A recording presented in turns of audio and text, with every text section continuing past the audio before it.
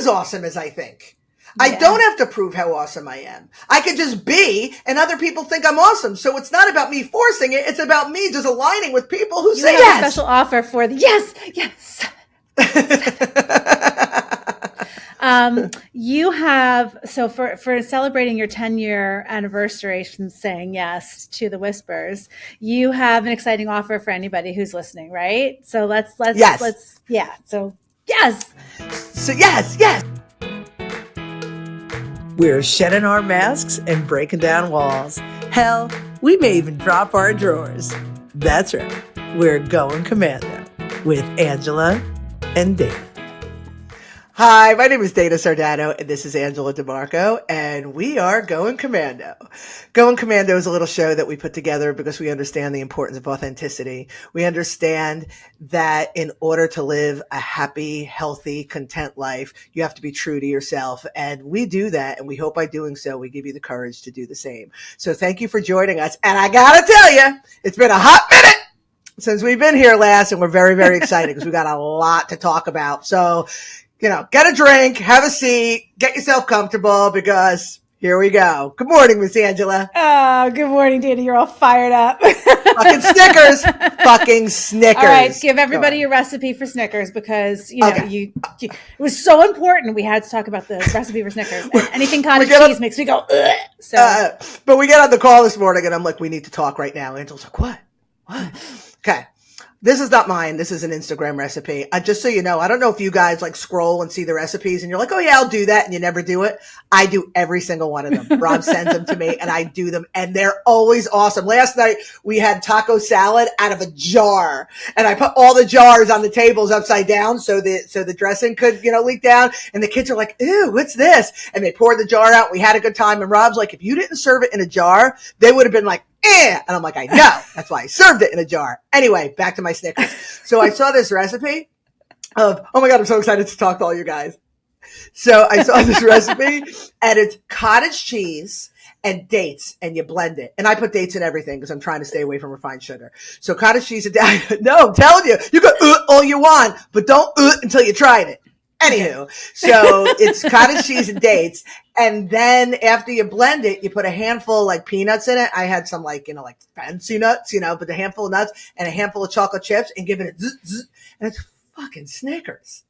And I had it for breakfast. What's the consistency? And I'm on fire. It's not cottage cheese consistency. It's smooth, but it's like. So it's like eating like a pudding almost? Like what's the aftermath? Not mousse, not pudding, like a frozen yogurt, but it's not frozen. Like a soft serve, but it's not cold.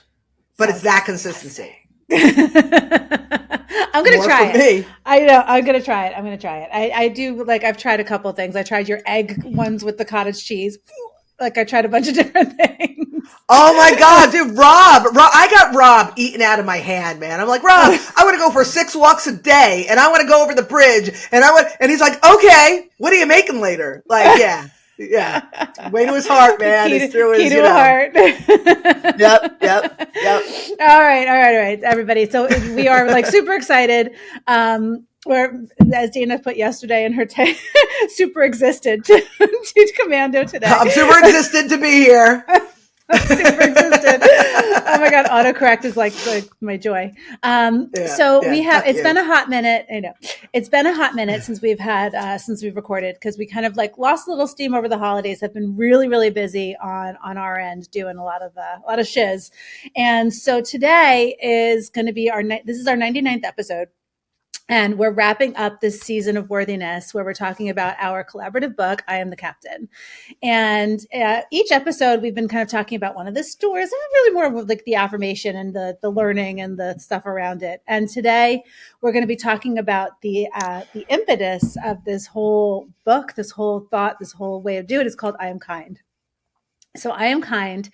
And we'll get into that in a little bit. We're going to talk about that. And then we're also going to talk to you guys about what's happening with us right now. So many good things. And oh my God, you blink your eyes and like 14 things happen. I'm sorry, I didn't mean to cut you off. I got a delay. But we blink our eyes and we got this, and this. So exciting. So much. So exciting. So exciting. So today is our 90th episode, and we're going to take a little bit of a break in between this season and the next season. The next season 8 is what we call a season of magic. What are we calling it? What do we like? We didn't even know. No, we had a name for it. We did. Like right. Inspiration, magic, whatever it is. It's woo-y woo. It's woo-y woo. And it's going to be based around Dana's upcoming book, The Woo Is You. And we're going to talk about that later. Oh my God. It's so good.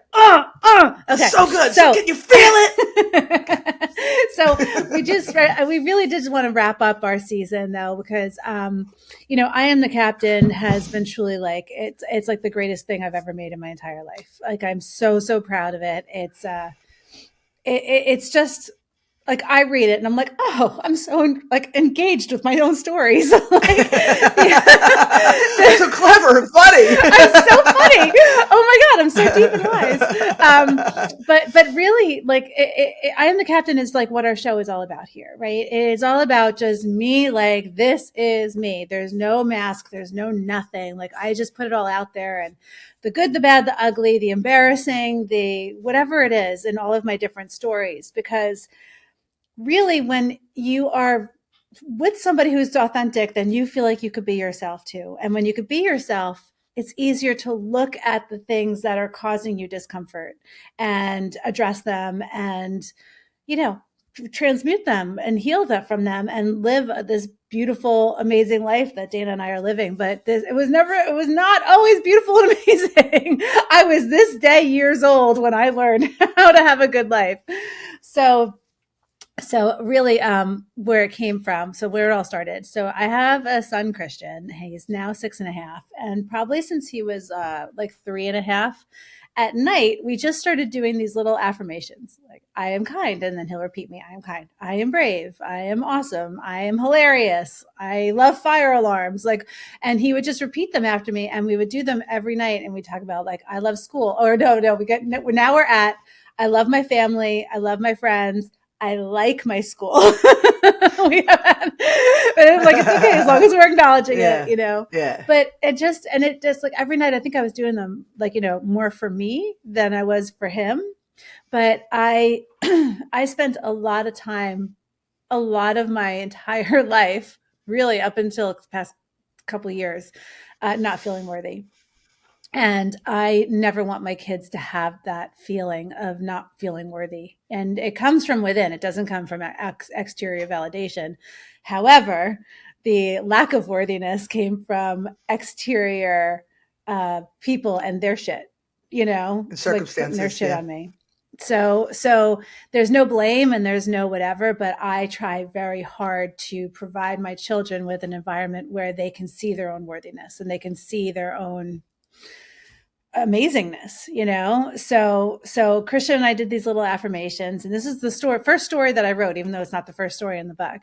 And it just helped me kind of, I don't know, it was like, helped me look at my experiences and things like that. So I don't know, it's the beginning of this whole thing, and we're closing with it, if that makes any sense. Firstly, I think it's really cool how we're closing with it. Like I like that. I like that. But also it is written so beautifully. And, I talk about some of your other stories, I Am Brave in particular, that like I had to like really brace myself to read it because it was so emotional and tragic, really. And it really, really touched me in such a way that like like every time, I mean, how many times have I read the story, and every time I read it, I fell apart. Right. And for people, if you don't know that story, it's about my miscarriage in my second trimester, with my baby, angel baby Joshua. So And the way you tell it, like I said, there's a level of, it's not just, oh, I did this and I overcame it. You tell the story. The reader is experiencing the story with you. But the I am kind, when I read it, it touched me, equally as, that's what she said. It touched me again, that's what she said, but equally as strongly. Again, I write books. That was very articulate, but not in such equally as strongly, but not in such a devastating way. But it was written so beautifully. How you tell it's sweet. How you tell this story, and then you go through and you'll say the affirmation, and then you'll go through it and you'll say the affirmation, but you make it very clear as you craft the story that you're doing it, even though your purpose is for him, you're doing it for you, because the little girl in you needs to hear it as much as your son needs to hear it. So the 3-year-old, 4-year-old, 5-year-old, 6-year-old version of Angela is evolving as the 3-year-old, 4-year-old, 5-year-old, 6-year-old Christian is evolving. And it's just done so brilliantly. And I love it. I love the story. And I love that it was the impetus of this journey, this book, all of it. All of it. So kudos. So congratulations to a beautiful season. Congratulations to a beautiful book. And congratulations to a beautiful future. Cheers. Oh, dude. Cheers on that. Cheers. Right. The other thing about the story was it was about my parenting. It was about the evolution of my parenting, because I have a 19-year-old, Maddie, and when she was little, we used to do good night, Grammy, good night, whatever. We would say good night to everybody, just like the book, good night, Moon. And Maddie and I were such different people when she was 3. I was I was young. Mm-hmm. I was a mess. I was in a terrible marriage, and it was hard, It's just, I was just a completely different person, and I wasn't as aware of my lack of worthiness, my things, and parenting from your dysfunction. Sorry, parenting from your dysfunction. Yep. So Maddie and I both grew up with that dysfunction and those same things. And by the time Christian got here and everything in my life had shifted up until that point, you came into my life. I learned how to break all those cycles that my mother was probably parenting from her dysfunction and blah, blah, blah, blah, blah. It was just this generational cycle. Yeah, and 100%. The difference between my 2 kids and those 2 experiences of their childhood, that to me is what the story is really all about, was my personal evolution as a parent and my awareness of my stuff being put on my kid, and how once I felt what it feels like to have worthiness, I was like, I don't want my kids to feel that ever. I'll do what I can. They'll have their own shit. It's their journey, but I'm not going to be the causer. The causer of, it's funny. A couple things, talking about parenting from your own stuff. Yours is you always wanted to feel worthy. Mine is I always wanted mine to feel seen and heard. I always wanted them to know that whatever their situation was, I was going to be there for them. So Rob calls me Chopper 9 because they have a hangnail, and I'm like, I'm going in, and everything we talk about everything, and we talk about it in a forum. I mean, we do Trust Tree, we do our private time and stuff like that. But dinner, we all sit down to dinner together and we talk about stuff so they could feel heard. But the other thing that I wanted to share, I think is kind of funny. You talk about how you had this bedtime ritual with Maddie. You had this bedtime ritual with Christian. And I have to share my bedtime ritual with my kids. First of all, my kids always they're close in age. They're only a year and a half apart. And so they were always 3 and 4, 4 and 5, 5 and 6, whatever. So we would put them to bed together, and it was always 7:00 because we got up at the crack, like their mother, right? So 7:00, but at 6:45, it was time to get moving, because you know how kids are. Oh, I'm thirsty. Oh, I need a glass of water. Oh, yeah. Right. So, oh my God, Rob and I would be like 5, 4, 3, 2, 6 or 5, 6 or 5, right? It would be like a thing, right? Brush your teeth, they brush your teeth, and they get in bed. And I don't remember how this started, but it was we'd have to take turns. Their beds were they had twin beds on opposite sides of the room. We have to take turns. Who kisses who first? You kissed her last night first. You have to, it was always a thing, about fairness. but they started sleeping with flashlights. Rob bought them these little flashlights when they were like 2 and 3, all different colors. So you got your flashlight? Got my flashlight. Then they started sleeping with whoopee cushions. I got my fart pillow. I got my fart pillow. So they would have, I swear to God, it was the weirdest thing. That's not normal, right? So they would have, like, obviously Nala had her whoopee. It was like a little, little whoopee. And Yaya had Boo Boo, same thing, little satin thing with a fucking bear head on it or whatever. So Boo Boo and whoopee, flashlight, and fart pillows. So they blow up the fart pillow. They wouldn't make fart noise with it, and they'd hug it. So my kids, I have pictures. I have to dig them up. I have pictures of like Nala sleeping with the whoopee cushion and like, sucking her thumb with her like whoopee and like her flashlight in her hand. Yeah. My kids. Yeah. I'm saving for the therapy. I'm saving up money, but yeah, that was my bedtime rituals. I had to share that because yours was so sweet. I am kind. I am brave. Who's got their fart pillow at 645? Oh, dude. It's now it's Christian 6.5 and he loves farting. Like fart pillow. Like his whole thing is like, Mom, wait. And I'm like, okay, that's a good one. Dude, my husband's 53. We're laying in bed. He goes like this. I'm like, I'm not pulling your finger. Listen, anybody who's watching, you know. And he has to, fucking Rob, he has to make eye contact. So I pull his finger and it'll be like a 4-minute long, and he's all like, and I can't break eye contact. I'm like, stop looking at me. But I can't turn away. So anyway. Yes, boys and their farts. We're very erudite. We write books. We're very smart. So anyway, about our publishing company. Yeah. So anyway, I think that's a great transition. So let's go on. All right. So, before we get into what's happening next, we just released 2. Speaking of parenting and children, these beautiful kids, we just released 2 children's books that Dana illustrated and wrote for her girls when they were 5 and 6 years old, right? No, when they were both 5. When one turned 5, I did it for her. When the other one turned 5, I did it for her. They're so sweet. I'll put the covers up. It's called one is called Me You Ubuntu, and that is Nala, the older daughter, and it's their little story about what Ubuntu means, and it's so beautiful. Christian is 6, and he read the book, like he can read it. It's a great story. And then My New Brain is about Yaya or Nadia. And Dana wrote these books forever ago. The girls are 13 and 14 now, right? No, they're 14 and 15. And when I wrote Nala's. This is kind of cool because this will segue into the next thing that we want to talk about. I wrote Nala's when she turned 5 in August, but she was in kindergarten, and I wrote it for Christmas that year. So I wrote it December 2014. And it started with me with colored pencils in my office at work, drawing a picture of Nala and Nadia. I'm like, oh, these are my kids. Before you were an artist.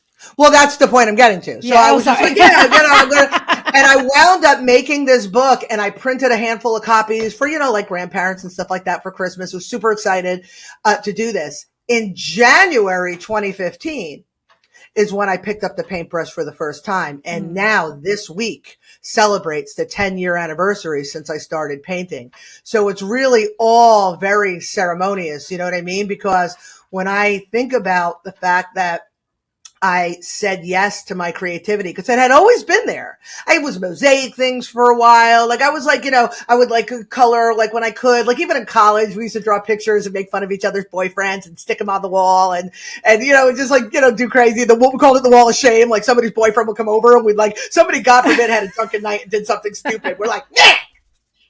So there was always that spark of creativity in my cooking and, my decorating and stuff like that. But when I married Rob and began to feel safe in my environment and began to feel seen through the eyes of somebody who truly loved me and my kids, I just had these kids, I understood unconditional love for the first time. Like I really, like the way Angela's feeling now, I really began to feel that way. And so now I no longer carried so much fear and no longer was living in survival and was able to exercise my creativity. So it started with this book. And I think in the same year, I even made a book for Rob with those little avatars that they used to have on years ago about how we met. And I created this book for him. So I was doing those things. But when I started painting, I lost my shit.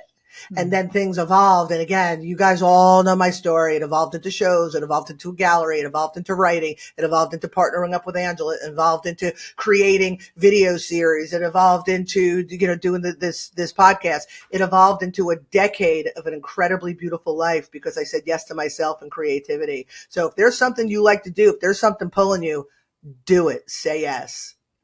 Say yes, say yes. And, you tell the story several times in different books, right? But in case people haven't read your books, I think you just need to give a little bit of that first night of picking up the paintbrush. What like explain that, how that happened. Yeah.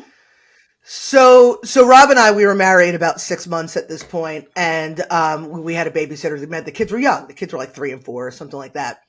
And I was tutoring on a Friday afternoon, and I texted him because I saw an ad for one of those painting with a twist classes, like where you like paint an elephant or like a turtle or a palm tree or some shit or whatever.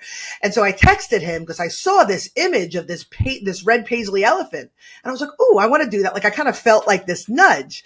Let's do something different. So I texted him. I said, instead of like going to an early dinner in Costco or whatever the hell we were doing, really like lame stuff, I was like, "Why don't we go to a painting with a twist class?" And he was like, "No, I'm not going to go hang out with a bunch of women and drink wine, because that's Rob." He's like, "But you know what? I'll take you to Michael's. I'll buy you anything you want. We'll go home. We'll paint at home." I was like, "Okay." So we went to Michael's. I had no idea, buying the value packs, buying like paint, whatever, and canvases, the cheap canvases. And we go home, and he actually had a model helicopter that like one of the kids got him for like Christmas or something like that. He's like, "I'll put together the thing and you paint." And I painted this elephant, and it just awoke something in me that had lain dormant, that was already, breaking through the seams from creating the book and stuff like that. And I showed him, and he was like, "Oh, holy shit, I think you're good." And I was like, "I think so too." So every night I would come home from work, the soul sucking job, but it wasn't soul sucking at the time, but it was making its way to soul sucking. It was hard. Yeah. And, do my commute, raise my kids, whatever. But I come home, feed the kids, put them to bed, put the sheet on the table, and I would paint. And I was like nuts about it. Like for like 6 months, like till the end of the school year, remember it was January, I would do this every night. And I was bringing my paintings to work. I had a beautiful office, probably the size of this room. I had a beautiful office with windows, and I was just putting all my paintings up. And, was that a cat? Yeah, my kids are doing something. And giving them away, like making a big deal. Like it was like this thing. And within a few months, and I would see pictures on the internet and I would paint them, and I clearly had my own style. And then I painted like a mother and her child, and it spoke to where I was at that time. And I was like, "Ooh," and I just started painting all these mother children. And then it evolved into single women, and it just evolved. And I just I painted hundreds in the first like 3-4 years, hundreds of paintings. I have paintings that I've given away, that I've sold, that I forgot because I never took pictures of. Hundreds. And then obviously anybody who's been watching, knows it evolved into this incredible life. But it started with me going, "Hey, you want to do something different tonight?" Yeah. Crazy, right? It's so crazy. And anybody who's watching, so Dana, we created this book, A Woman's Journey, and it's essentially a good handful of hundreds of paintings. How many do we have in here? I don't even know. I don't even know. I don't think we ever counted how many paintings are in there, but there's 100. We ever counted. There's got to be over 100 paintings because it's like 187 pages or something, or maybe whatever. It doesn't matter. It's all not even all of them. It's many of the individual women and the mother-child paintings. It's the ones that made the cut. A woman's. It's phenomenal because it's basically an anthology of the journey that you had from that very, very beginning. And this doesn't have like your animals. This is all about the women, the women that you painted, the mothers, the ethereal, it's just absolutely incredible, the empowered. And, so A Woman's Journey, if you're listening, you can go to phenom-publishing.com and scroll down till you see it, because this is such a treasure. I mean, talk about, this book. I'm so proud of this book. It's not even my work. But even the first page where I tell the story, like it's not even a story, but it's like an I am an artist. Oh, that No, one. that's a poem. It's the, I'm sitting at my desk ready to retire. I wrote that story in February 2017 when I was preparing to leave my job in June 2017 and prepare to have a studio on my property. I had just moved because we had to sell our house so I could be an artist, because who could afford, I couldn't afford the lifestyle that I become so accustomed to. So we sold our house, got rid of my fancy car, all of that so I could pursue this. And I wrote that then. And that was sure to go in the book because it was in preparation of me becoming, right? Oh, 10 years later, here you are. Oh my God. I 10 live to tell about it. years It's been later. scary. There's been moments that I'm like, oh my God, how am I going to keep the lights on? But the exhilaration of the lights always being on. Trusting the process. You know who I'm talking to. Trusting the process. You know what I mean? Just proceeding as if you will. Again, ooh, I just got to chill. Yeah, seriously. So you left, you got this obsession. You like all you wanted to do was paint, and the job was becoming harder because it was just more uncomfortable because it was kicking you out. Because you wouldn't have, if the job stayed comfortable so that you can have your paycheck and live that existence and that was just it wouldn't have kicked you out, right? But because Totally. you were destined more for than just painting, not just painting. It's like so funny. Yeah, Some people just paint, but you do yeah. fucking everything. But so the job itself became very uncomfortable, and the more you had to go there and not do something. You're right. Sorry. Yeah, I just got a weird sound and I'm uploading. Okay, anyway. I lost a pod. Okay. Anyway, sorry, little technical thing there. Yeah. But so the job became so unbearable to go to because all you wanted to do was pursue this. All you wanted to do. And you said, Rob, I can't do this job anymore. It's killing me. I don't want to be away from my children. I need to just paint. And he goes, all right, well, we'll have to move to a house in the woods. You guys lived by the beach in Florida. Like, okay. Yep. No, you can I no gotta longer get rid of drive the this car. Mercedes. You got to drive a car that you could afford. Give him the keys. Okay. Yeah. Okay. Yeah. Okay. Yeah. And he built you this beautiful shed and this beautiful, beautiful backyard in the woods where you guys got to reconnect with nature. And then you started meeting all these amazing, all the story is actually in this is decoding the woo-woo. Decoding the woo-woo, yeah. Yeah. This is the decoding the woo-woo story. But you know what's interesting? I feel like the takeaway is we all are born with some sort of, I wouldn't say destiny because we have free will and we choose our path, but there is a path that really is for our soul's best, right? Our highest self, right? There is that path, and our emotions, our senses guide us to that path. So when something excites us and we feel passionate about it, it means that we are as close to that path as we can be. When things feel like drudgery, when they feel like burdensome, right? They're veering us away from our path. And where we're aligned is where we are. So I was in that job for a long time because I'm an educator at heart. This is just what I do. But there were so many things about that job that I loved at the time, but aligned with my sense of needing to work hard for things, needing to overcome things, fighting the man to be heard, championing the cause of the underdog. Like these were all patterns of mine that were based on beliefs that I had about myself, that I was aligned with this job. But when I started doing things in my life, and it started with like, I had my children, unconditional love, forgave my father, forgiveness, met Rob, aligned with somebody who saw me, and all of these things that I started to align more with that version on that path that is of my highest self, that anything that was no longer aligned, that wasn't aligned with who I was anymore because I was changing and wasn't aligned with that path, there was dissonance. It felt like shit. So a job that I used to go to and be frustrated all the time, but thrived on that frustration because I wasn't aligned with it, became I'd walk in like wanting to pull out my eyelashes every day because I'm like, what the fuck am I doing here? And it happened rather quickly. It started a little bit like after I had the children. I'm like, why is all my energy here when I get these two fucking babies at home and somebody else is raising them? I'm paying somebody else to watch my kids. It started there, but I accepted it. And then Rob came in, like I said, I opened my creativity. And then it was like, I cannot step into this building again and do this when I know that I can do that, where my heart is there, my excitement is there. And many of us do that. We have a love and excitement and a passion here, but this pays the bills. And I had to have faith and trust that this is guiding me in the right direction, and trust the process and allow it to unfold, knowing that if my passion is taking me here, that all of this is fabricated. It's not necessary. And again, clearly haven't missed a meal. My lights were still on, and I was in my kitchen when I was making coffee before we started, and I'm standing in my kitchen by myself, and I'm looking around, and I swear to God, I said out loud, this is my fucking house. I was like, my fucking house.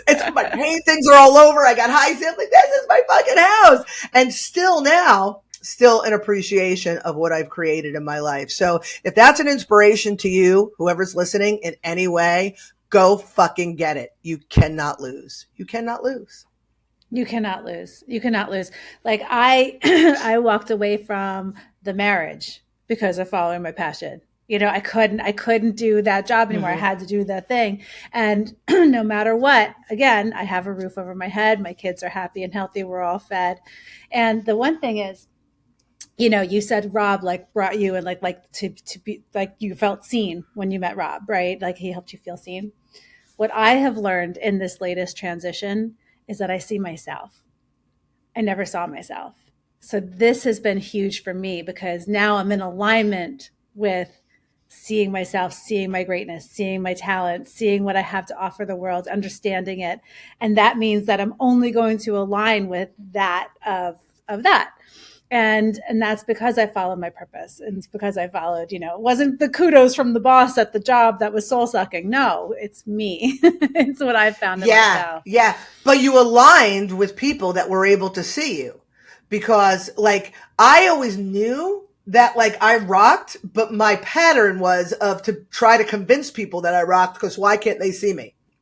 But when I aligned with Rob, who was able to see me without me having to force it, I got to lean back and be like, oh, the people who are able to see me will see me. So you're convincing other people to see you look different than the way I did it. I'm a little bit more aggressive. But when you and I connected and I saw you, and you didn't have to do all those coping mechanisms to be seen, you were able to sit back, same thing, like with me and Rob, and see yourself in a way that you were like, I am as awesome as I think. I don't have to prove how awesome I am. I could just be, and other people think I'm awesome. So it's not about me forcing it. It's about me just aligning with people who see it. Yes. Right? Yes. So you have a special offer for the yes. You have, so for celebrating your 10-year anniversary from saying yes to the Whispers, you have an exciting offer for anybody who's listening, right? So let's So yes. So anybody who is listening to this, I want you to create a post where you have said yes to yourself. An example that I'm using me as an example, like, hey, I am not going to put up with this in this relationship with this person. I have the self-worth. I'm going to leave. My well-being is more important, and I'm saying yes to myself. Post about it. If you left your job to say yes, post about it. If you started a new hobby because you just had an inkling, post about it. Something that you took a vacation that you didn't think you could afford, but you did it because it felt good, because you always needed to be in Italy. It's a little personal right there. Just throwing that out there. But just somewhere where you said yes. And when you do that, I want you to hashtag say yes, but I want you to tag Phenom Publishing. We're on Instagram. We're on Facebook, Threads. I don't know if you tag on Threads. I don't know how the hell that works. If you do that, we're going to see you because you tagged us. We will reach out to you, and I will send you a signed print of mine and in a piece of my creativity. And you know what? My intention is to send a print. I have a shit ton of creativity. Maybe I'll surprise you depending on, how the moment strikes. You know what I mean? But I will send you a piece of my creativity as a gift to your ability to say yes to yourself. Yeah, right on. I've got Dana Sardano all over my house. So. Well, look behind me. I mean, I don't know how much shows that the two of us, but it's everywhere. Oh, it's just, I mean, I have the originals, but the prints, even I have the Chloe downstairs, Chloe 2.0, and it's just, your work is so inspiring. Just the energy of it, even a print, you know what I mean? Like, it still shows the energy. So it's such a beautiful gift. So thank you from everybody who does this to share your creativity. We appreciate you. Yeah. And I want to gift you. First of all, it's like my favorite thing. It's my favorite thing. Like, my goal is to make a shit ton of money so I could just like give stuff away. You know what I mean? Like, I love it. So the thought that you're doing something for you and then I get to gift you for that, it's like wins all around. It's like my heart hole is like, psh, psh, psh. So do it. Let me send you something. Oh, yeah. Okay. So Prezzies in the mail. Dana loves giving Prezzies. She really does love giving shit away. And then, okay. So the next thing I want to talk about is where we as Phenom Publishing, where we are going as you, as me, where we are headed. And it's really, really exciting. It's really exciting. So Dana just completed the third book in the 10 Rex trilogy. So as you guys know, if you've watched our show before, she's got her first book, 10 Recommendments for Personal Empowerment. And it's the get your head out of your ass and get your shit straight. That's the book. It's like, it's awesome because Dana it's like self-help, but with anecdotes and stories that she had her own personal experiences. So it's very relatable. And she may say some kind of concept that's kind of a little heady, and I'll be reading it and I'll be like, what the fuck does that mean? And then she shows like, oh yeah, this is how I did it. And it's like all the bumps and bruises along the way. And you're like, oh, okay, get it. So by example, you can just go through those things. And then her second book to that was Beyond the 10, Decoding the Woo-Woo. And you can interject, but I want to do my little. No, this is fun. This is fun. Go ahead. So the second book is really about Dana's like decoding the like kind of like stuff. Like, so you get your head out of your ass. Then like, this is what happened to me. I was with her while she was writing 10 Rex. I was doing the work. I was able to talk to her about it. My life transformed in front of my eyes as I was doing this, as she was writing it. It was like I was still working at the job. I might have still even been entrenched a little bit in the news and politics. Like, I just had a foot in that world, and this helped me get out of that world. Now, once you get out of that world and you realize that you create your reality, and this, you start hearing words like manifestation and alignment and all of these things that sound like, you know, like I got to get a crystal and howl at the moon and create a vision board. Like frequency and vibration, and then you just get all caught up with like the rituals of, oh, if I want something, I got to put my shit under the moonlight, and all of these things that there's sound bowls and self-hypnosis, and there's these things are they exist for a reason. They have relevance, but I try to help people understand. I'm sorry, I know I just cut in, but I get all about it. But like, these concepts are not the be all and end all. They are something to understand and be an assist to you. But I'm telling the story of what it looks like when my awareness expanded and how I began to understand all these things and really bring it back to the individual that the power is in their hands in still knowing all this woo.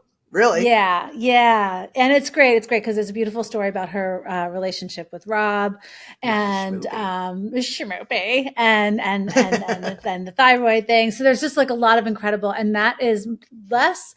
10 Rex is like, get in there and work, like roll your sleeves up, get in there, like cry, do the feels, do the work. That's what 10 Rex is. Like, it's not for the faint of heart, but my God, it changes your life. Decoding the Woo-Woo is kind of like, oh, okay, cool. Like, great stories, understanding these things going on. And now your third book, and what actually created this trilogy is called You've Cracked the Code, The Woo Is You. And now, and I'm in the middle of reading through the manuscript. There's a bunch of us that have read it or are reading it. We're going to publish it in February. It's so exciting. It's so good. It's so good. This is again, I know. Oh, it's like so good. again, this is now about work. It is about doing the work. The 10 Rec stuff was really about creating awareness about your beliefs and where they came from and why you are the way you are and what makes you happy and how to do that kind of stuff. And now it's like, okay, so I've done those things, and it doesn't mean that they're healed. I mean, they just come in different layers. But now it's okay, let's look at those layers. Let's like understand them a little bit better. Let's understand energy. Let's understand how to create your reality by doing like, it's just a little bit deeper dive. This is like you're rolling up the sleeves. You're rolling up the sleeves. You're like, all right, now let's get to work. This is the calculus. This is the calculus. So 10 Rex is algebra, Decoding the Woo-Woo is like art class, and then this is calculus. You have to go to the woo, you're outside, you know, you're in the painting with sticks in the trees, you know what I mean? Yeah. So it's just fantastic. And so what we really wanted to do was pause commando, because each of our seasons, if you guys take a look back, each of our seasons are based on our books that Dana's written, I've written, whatever. And we spend time really going through the work together and talking about like my experiences, Dana's experiences, just more information and deep dive. So we really want to do the next season when we start. Episode 100 will be the Woo Is You season. And we'll be talking about the book and celebrating the book and giving shit away and all that kind of stuff. Prezzies in the mail. Prezzies in the mail. So in order to stay on top of everything that's going on, if you're watching this episode, thank you. There you go. Please go to phenom-publishing.com if you haven't already, and subscribe to the Phenom Readers Club. It's our way of keeping you guys posted on what's going on. We send 2 emails a month. The first email on the first is celebrating a book of the month. And in February, because it's for evergreen purposes, it's January 2025. So February 1st, we're going to celebrate the 2 children's books that Dana created. Again, Me, Ubuntu, and My New Brain. And we'll be doing a giveaway with those in a fun little package. They're great for kids. Like, they're just so sweet. And the illustrations are ridiculous, especially the ball sack brain. I mean, I'm just going to say it. Wait.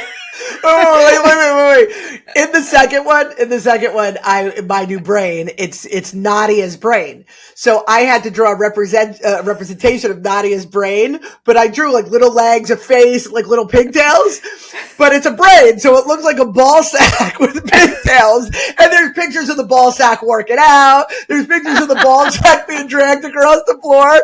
And when she took the pictures, because she formatted the book, and when she had to, clean up the pictures, do all the magic, all the wizardry that she does, and she's got them labeled. Ball sack dragged across the floor. Ball sack working out. Ball sack. Oh, it's my God. It's for kids, I promise. It's for kids. So now when you read it to your kids, you can be like, oh, yes, this is Nadia's brain. Ball sack. It's so funny. It's so funny. So sign up to the Phenom Readers Club so that you can know. We'll always give you guys like what's going on. We give the status of like what's latest in the works, and we'll be talking about the Woo Is You, and we're hoping it's going to be published on or before March 1st. That's really the plan.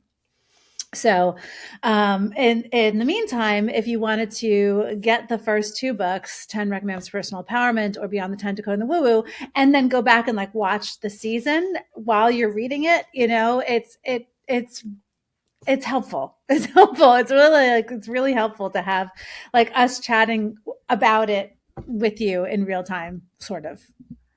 And if you are not irritated by me at all, or if you're just irritated just a little bit, whatever. My husband's just a little bit, he can handle it. But both those books, I've recorded an audiobook. So on the Phenom website, if you're not, so much of a reader, you could get them an audiobook. And again, it's just me telling my story. So like I said, if you think that you could do 5 hours and 37 minutes and 12 seconds of this, get the audiobook. The audiobook is great too, because it's all your inflections and like, I can hear you when I read because I know you so well, but for somebody who's not used to you, or it's great. Like if you have a commute, just pop it in and listen for a half hour on your way to and from work. It's awesome. Yeah.